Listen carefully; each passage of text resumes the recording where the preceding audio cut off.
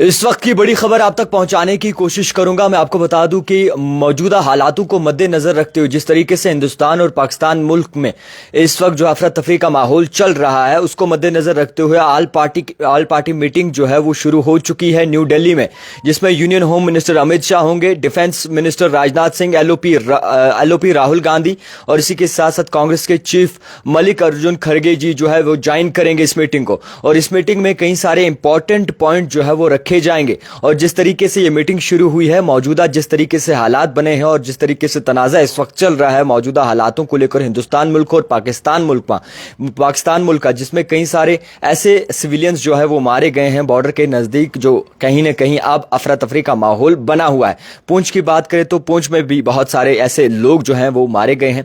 और इसी के साथ साथ अगर बात करें तो करीबन 59 के करीब तादाद बताई जा रही है जिसमें वो जख्मी हुए हैं। सीज फायर जिस तरीके से वायलेशन हुआ है एलओसी पे, और इसी को मद्देनजर रखते हुए हिंदुस्तान मुल्क की तरफ से जिस तरीके से ऑपरेशन सिंदूर जो है वो अंजाम दिया गया है, और उसको मद्देनजर रखते हुए आज न्यू दिल्ली में ऑल पार्टी मीटिंग जो है वो की जा रही है। हाल ही में ये मीटिंग शुरू हुई है। इस मीटिंग में जो मौजूदा लीडर्स बैठेंगे, यूनियन होम मिनिस्टर हो Amit Shah, defence minister Rajnath Singh, LOP Rahul Gandhi और इसी के साथ साथ कांग्रेस चीफ मल्लिकार्जुन खड़गे जी जो है वो ज्वाइन करेंगे। सबसे पहले मैं आप तक ये बात वाज़ेह करूं कि इसमें क्या क्या चीजें डिस्कस होने वाली हैं।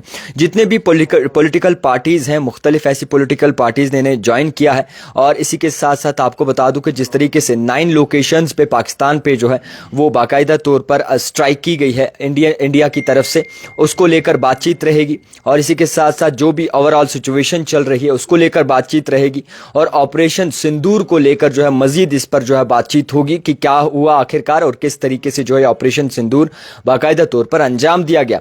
मजीद आपको बताता चलूं कि इसमें और भी कई सारे ऐसे पॉइंट्स हैं जिसको आपको जानना बहुत जरूरी है। सबसे पहले मैं आपको यह बताना चाहूंगा कि ओवरऑल जो सिचुएशन बनी है, आप ही जानते हैं कि सिचुएशन पेचीदा है। हिंदुस्तान मुल्क हर एक चीज की तैयारी करके बैठा हुआ है। और इस बात का भी आपको मैं खुलासा करूं कि जिस तरीके से ये खबरें निकल के सामने आ रही हैं उसको मद्देनजर रखते हुए यह भी इसमें तय किया जाएगा कि क्या मुकम्मल तैयारी है हिंदुस्तान मुल्क की।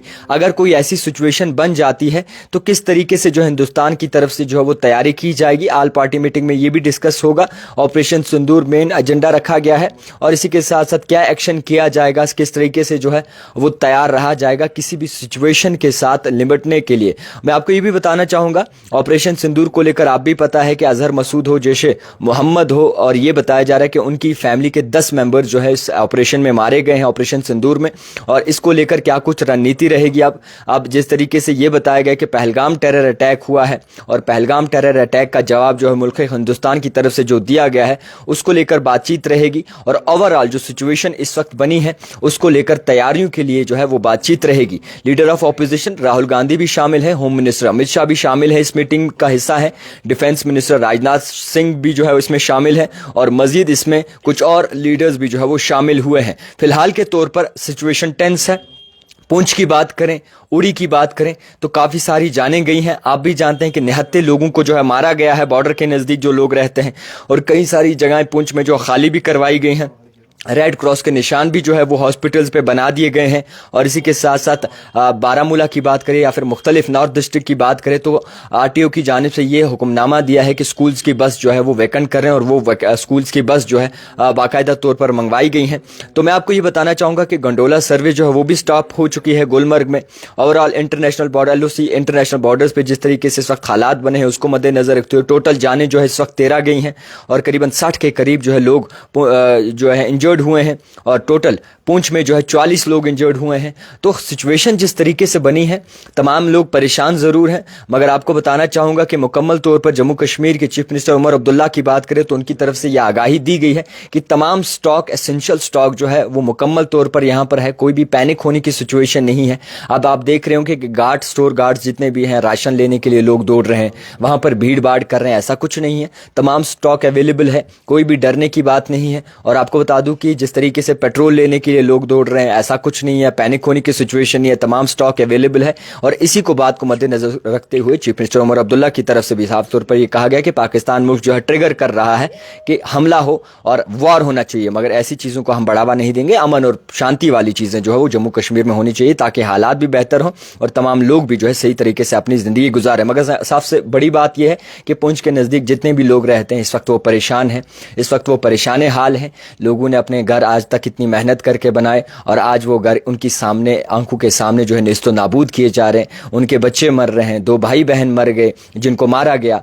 वो अफसोस की बात है, क्योंकि निहत्ते लोगों पर इस तरीके से जो है वार करना वो मैं नहीं समझता या कोई भी नहीं समझता इंसानियत है। तो पुंछ में हालात मजीद कशीदा हैं और वहाँ के जितने भी बॉर्डर के नज़दीक लोग रहते हैं उन्होंने अपने घर खाली कर दिए, लाइट्स कल रात ऑफ कर दी थी और इसी के साथ साथ जितने भी लोग वहाँ से अगर निकलना चाहते थे तो वो भी निकल गए हैं। मगर कुछ ऐसे लोग हैं जो अभी भी वहाँ नज़दीक, बॉर्डर के नज़दीक नहीं बल्कि पुंछ के थोड़े से नज़दीक जो है अपनी जान बचाकर बैठे हुए हैं। तो ओवरऑल सिचुएशन, दिल्ली में मीटिंग शुरू हो चुकी है। मजीद क्या कुछ इस मीटिंग में डिस्कस होता है, कौन से मेन एजेंडा लिए जाते हैं, वो देखने वाली बात होगी।